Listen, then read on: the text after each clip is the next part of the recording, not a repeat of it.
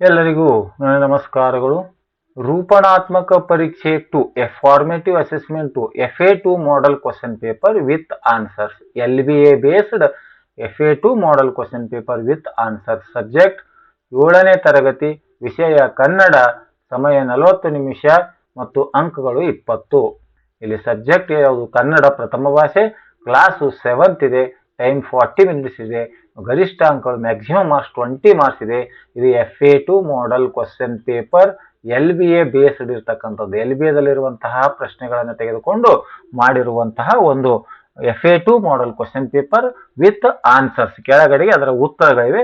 ಇಲ್ಲಿ ಪ್ರಶ್ನೆ ಪತ್ರಿಕೆ ನಾನು ತೋರಿಸ್ತಾ ಇದ್ದೀನಿ. ನಂತರ ಪ್ರಶ್ನೆಗಳು ಮತ್ತು ಉತ್ತರಗಳಿರುವುದರಿಂದ ಇಲ್ಲಿ ಪ್ರಶ್ನೆ ಪತ್ರಿಕೆ ನಾನು ಓದುವುದಿಲ್ಲ. ಇಲ್ಲಿ 1ನೇ ಪ್ರಶ್ನೆ, 2ನೇ ಪ್ರಶ್ನೆ ಅಬ್ಜೆಕ್ಟಿವ್ ಟೈಪ್ ಇದೆ. 3 ಮತ್ತು 4 ಪ್ರಶ್ನೆಗಳು 1 ಅಂಕದ ಪ್ರಶ್ನೆಗಳಿವೆ. 5, 6 ಮತ್ತು 7 ಪ್ರಶ್ನೆಗಳು, ಈ 3 ಪ್ರಶ್ನೆಗಳು 2 ಅಂಕದ ಪ್ರಶ್ನೆಗಳಿವೆ. 8 ಮತ್ತು 9ನೇ ಪ್ರಶ್ನೆ 3 ಅಂಕದ 2 ಪ್ರಶ್ನೆಗಳು 6 ಅಂಕಗಳು. ಕೊನೆಯ ಪ್ರಶ್ನೆ ಏನಿದೆ ಇದು 10ನೇ ಪ್ರಶ್ನೆ 4 ಅಂಕದ ಒಂದೇ ಒಂದು ಪ್ರಶ್ನೆ. ಈಗ ಆ ಮೇಲ್ಗಡೆ ಪ್ರಶ್ನೆ ಪತ್ರಿಕೆ ಮತ್ತು ಇದರ ಉತ್ತರಗಳು PDF ಕೂಡ ಈ ವಿಡಿಯೋದ ಡಿಸ್ಕ್ರಿಪ್ಷನ್ ಬಾಕ್ಸ್ ನಲ್ಲಿ ಲಭ್ಯ ಇರುತ್ತೆ ಅಂತ ಹೇಳುತ್ತಾ ಆ ಒಂದು ಪ್ರಶ್ನೆ ಪತ್ರಿಕೆ ಮತ್ತು ಅವುಗಳ ಉತ್ತರಗಳನ್ನು ನೋಡ್ತಾ ಹೋಗೋಣ.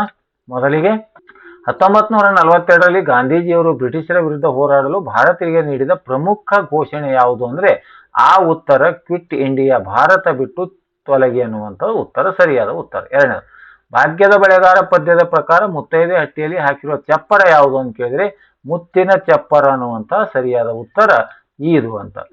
ಇನ್ನು 3ನೇ ಪ್ರಶ್ನೆ, ವಚನಗಳ ಭಾವ ಸಂಗಮ ಪಾಠದ ಪ್ರಕಾರ ಯಾರ ದೆಸೆಯಿಂದ ಚಂದ್ರನಿಗೆ ಪ್ರಭೆ ಉಂಟಾಯಿತು ಅಂದ್ರೆ ಅಂಧಕಾರದ ದೆಸೆಯಿಂದ ಚಂದ್ರನಿಗೆ ಪ್ರಭೆ ಉಂಟಾಯಿತು ಅಂತಕ್ಕಂಥದ್ದು. ಇನ್ನು 4ನೇ ಪ್ರಶ್ನೆ, ಗದ್ಯ ಪಾಠದ ಹಿನ್ನೆಲೆಯಲ್ಲಿ ಹಿಲ್ಟನ್ ಹೆಡ್ ದ್ವೀಪ ಯಾವ ಮಹಾಸಾಗರದಲ್ಲಿದೆ ಅಂದ್ರೆ ಅದಕ್ಕೆ ಉತ್ತರ ಅಟ್ಲಾಂಟಿಕ್ ಮಹಾಸಾಗರದಲ್ಲಿದೆ ಅಂತಕ್ಕಂಥದ್ದು. ಇನ್ನ 2 ಅಂಕದ ಪ್ರಶ್ನೆಗಳಲ್ಲಿ 5ನೇ ಪ್ರಶ್ನೆ, ಮೈಲಾರ ಮಹಾದೇವ್ ಅವರು ತಮ್ಮ 12-13ರ ಪ್ರಾಯದಲ್ಲಿ ಖಾದಿ ತಯಾರಿಕೆಯನ್ನು ಎಲ್ಲಿ ಮತ್ತು ಹೇಗೆ ಕಲಿತುಕೊಂಡರು ಅಂದ್ರೆ 12ನೇ-13ನೇ ವಯಸ್ಸಾಗಿದ್ದಾಗ ಆತ ಬಿಜಾಪುರ ಜಿಲ್ಲೆಯ ಕಲಾದಗಿ ಎಂಬ ಗ್ರಾಮಕ್ಕೆ ಹೋದನು. ಅಲ್ಲಿ ಜನರು ಖಾದಿ ಬಟ್ಟೆಗಳನ್ನು ತಯಾರು ಮಾಡುತ್ತಿದ್ದನ್ನು ನೋಡಿ ತಾನೂ ಸಹ ಅತ್ಯಾಸಕ್ತಿಯಿಂದ ಖಾದಿ ನೂಲುವ ಬಟ್ಟೆ ತಯಾರಿಕೆಯನ್ನು ಕಲಿತುಕೊಂಡನು. 6ನೇ ಪ್ರಶ್ನೆ ಮತ್ತು ಅದರ ಉತ್ತರ, ಭಾಗ್ಯದ ಬಳೆಗಾರ ಪದ್ಯದಲ್ಲಿ ಬರುವ ಮುತ್ತೈದೆಯ ತವರು ಮನೆ ನೋಡಲು ಹೇಗಿದೆ? ಮುತ್ತೈದೆಯ ತವರು ಮನೆಯ ಸುಂದರವಾದ ಹೆಂಚಿನ ಮನೆಯಾಗಿದ್ದು ಕಂಚಿನ ಕದಗಳಿವೆ, ಮಿಂಚಿನ ಹೊಳೆಯುವ 2 ಗಿಳಿಗಳು ಆ ಮನೆಯ ದ್ವಾರದಲ್ಲಿ ಕುಳಿತಿರುತ್ತವೆ ಅಂತ. 7ನೇ ಪ್ರಶ್ನೆಗೆ ಉತ್ತರ, ವಚನಗಳ ಭಾವ ಸಂಗಮದಲ್ಲಿ ಒಳ್ಳೆಯವರ ಸಾಹಸ ಮಾಡೋದನ್ನು ಚಂದನವನ್ನು ತೇಯುವುದಕ್ಕೆ ಹೇಗೆ ಹೋಲಿಸಲಾಗಿದೆ ಅಂತ. ಚಂದನವನ್ನು ಎಷ್ಟೇ ತೇಯಿದರೂ ಅದು ತನ್ನ ಪರಿಮಳವನ್ನು ಕಳೆದುಕೊಳ್ಳದೆ ಹೆಚ್ಚು ಸುಗಂಧವನ್ನು ನೀಡುತ್ತದೆ. ಅದೇ ರೀತಿ ಜಗತ್ತಿನಲ್ಲಿ ಸಜ್ಜನರ ಅಥವಾ ಒಳ್ಳೆಯವರ ಸಾಹಸ ಮಾಡುವುದರಿಂದ ಕೂಡ ಮನುಷ್ಯನು ಉತ್ತಮವಾದ ವಿಚಾರ ಮತ್ತು ಒಳ್ಳೆಯ ನುಡಿಗಳನ್ನು ಕಲಿಯುತ್ತಾನೆ ಅನ್ನುವಂಥದ್ದು. ಇನ್ನು 8ನೇ ಪ್ರಶ್ನೆ, ಇಲ್ಲಿ 3 ಅಂಕದ ಪ್ರಶ್ನೆ ಇದೆ.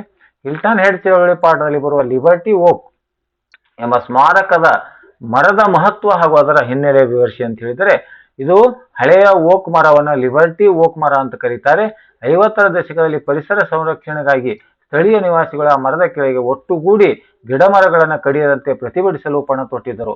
ಈ ಜಾಗವನ್ನು ಸುರಕ್ಷಿತ ಪ್ರದೇಶವನ್ನಾಗಿ ಘೋಷಿಸಿ ಕಟ್ಟಡ ನಿರ್ಮಾಣಗಳನ್ನು ತಡೆಯುವ ಮೂಲಕ ಪರಿಸರ ಹೋರಾಟವನ್ನು ಯಶಸ್ವಿಗೊಳಿಸಿದ ಹಿನ್ನೆಲೆ ಈ ಒಂದು ಲಿಬರ್ಟಿ ಓಕ್ ಮರಕ್ಕಿದೆ ಅನ್ನುವಂಥದ್ದು. ಇನ್ನು 9ನೇ ಪ್ರಶ್ನೆ, ಮೈಲಾರ ಮಹಾದೇವ್ ಅವರು ಜೈಲಿನಿಂದ ಬಿಡುಗಡೆಯಾದ ಬಳಿಕ ದೇಶ ಸೇವೆಗಾಗಿ ಕೈಗೊಂಡ ಮುಖ್ಯ ಕಾರ್ಯಗಳು ಯಾವುವು ಅಂದ್ರೆ ಜೈಲಿನಿಂದ ಬಿಡುಗಡೆಯಾದ ಮೇಲೆ ಮೈಲಾರ ಮಹಾದೇವ್ ಅವರು ಶಿಸ್ತುಬದ್ಧವಾದ ವ್ಯಾಯಾಮದಿಂದ ಶರೀರ ದಾರ್ಢ್ಯತೆಯನ್ನು ಹೆಚ್ಚಿಸಿಕೊಂಡರು. ಅನಂತರ ಚರಕದಿಂದ ನೂಲು ತೆಗೆಯುವುದು, ಪ್ರಕೃತಿ ಚಿಕಿತ್ಸೆ, ಹಳ್ಳಿಯ ಜನರ ಸೇವೆ ತಮ್ಮನ್ನು ಮುಡುಪಾಗಿಟ್ಟುಕೊಂಡರು. ಸೇವಾಶ್ರಮವನ್ನು ಆರಂಭಿಸಿ ಖಾದಿ ಬಟ್ಟೆಗಳ ಪ್ರಚಾರ ಮತ್ತು ಹಳ್ಳಿ ಜನರ ಪ್ರಗತಿಗಾಗಿ ಸತತವಾಗಿ ಶ್ರಮಿಸಿದರು ಅಂತ. ಇನ್ನು ಕೊನೆಯ ಪ್ರಶ್ನೆ 10ನೇ ಪ್ರಶ್ನೆ 4 ಅಂಕದ ಪ್ರಶ್ನೆ, ಭಾಗ್ಯದ ಬಳೆಗಾರ ಪದ್ಯದ ಹಿನ್ನೆಲೆಯಲ್ಲಿ ತನ್ನ ತವರು ಮನೆಗೆ ಹೋಗಲು ಮುತ್ತೈದೆಯು ಬಳೆಗಾರನಿಗೆ ನೀಡಿದ ಪ್ರಮುಖ ಗುರುತುಗಳು ಅಥವಾ ಹಾದಿಯನ್ನು ಸವಿಸ್ತಾರವಾಗಿ ವಿವರಿಸಿ. ತನ್ನ ತವರು ಮನೆಗೆ ಹೋಗುವ ದಾರಿಯನ್ನು ಗುರುತಿಸಲು ಮುತ್ತೈದೆಯು ಬಳೆಗಾರನಿಗೆ ಈ ಕೆಳಗಿನ ಹಾದಿಯನ್ನು ಸವಿಸ್ತಾರವಾಗಿ ವಿವರಿಸುತ್ತಾಳೆ. ಮೊದಲಿಗೆ, ಬಳೆಗಾರನು ತನ್ನ ಹಾದಿಯಲ್ಲಿ ಸಾಗುವಾಗ ಬಲಗಡೆಗೆ ಬೆಳೆದು ನಿಂತಿರುವ ಬಾಳೆ ತೋಟವನ್ನು, ಎಡಗಡೆಗೆ ಬೆಳೆದಿರುವ ಸೀಬೆ ಗಿಡಗಳನ್ನು ದಾಟಿಕೊಂಡು ಮಧ್ಯಭಾಗದಲ್ಲಿ ಹೋಗಬೇಕು. ನೆಕ್ಸ್ಟ್, ಮುಂದೆ ಸಾಗಿದಾಗ ತಂಗಾಳಿಯಲ್ಲಿ ಕಬ್ಬಿನ ಜಲ್ಲೆಗಳಿಂದ ರಸ ತೆಗೆಯುವ ಅಲೆಮನೆ ಮತ್ತು ತಿರುಗುವ ಗಾಣದ ಶಬ್ದವನ್ನ ಕೇಳಿಸುತ್ತದೆ.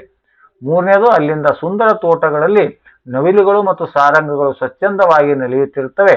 ಕಡೆಗೆ ತವರು ಮನೆ ತಲುಪಿದಾಗ ಅಲ್ಲಿ ಹೆಂಚಿನ ಮನೆ, ಅದಕ್ಕೆ ಆಗಿರುವ ಕಂಚಿನ ಕದಗಳು ಹಾಗೂ ಬಾಗಿಲಿನಲ್ಲಿ ಮಿಂಚುವ 2 ಗಿಳಿಗಳ ಜೋಡಿಯು ಕಾಣಿಸುತ್ತದೆ. ಇವುಗಳೇ ಆಕೆಯ ತವರು ಮನೆಗೆ ಇರುವ ಮುಖ್ಯ ಗುರುತುಗಳಾಗಿವೆ ಅಂತ ಹೇಳುತ್ತಾಳೆ. ಆದ್ಮೇಲೆ ಈ ರೀತಿಯಾಗಿ 6ರಿಂದ 10ನೇ ತರಗತಿಯವರೆಗೆ FA ಮತ್ತು SA model question paper, Kannada ಮತ್ತು ಈ ಗಣಿತ ಮತ್ತು ವಿಜ್ಞಾನ ವಿಷಯಕ್ಕೆ ಸಂಬಂಧಪಟ್ಟಿರುವಂತೆ ಪ್ರಶ್ನೆ ಪತ್ರಿಕೆ ಹಾಗೂ ಉತ್ತರಗಳ ವಿಡಿಯೋಗಳನ್ನು ಮಾಡ್ತಾ ಇದ್ದೀನಿ. ಈ ವಿಡಿಯೋ ಇಷ್ಟವಾದರೆ ದಯವಿಟ್ಟು ಲೈಕ್ ಮಾಡಿ ಅಂತ ಹೇಳುತ್ತಾ ಈ ವಿಡಿಯೋ ನೋಡಿರುವ ತಮ್ಮೆಲ್ಲರಿಗೂ ನನ್ನ ನಮಸ್ಕಾರಗಳು.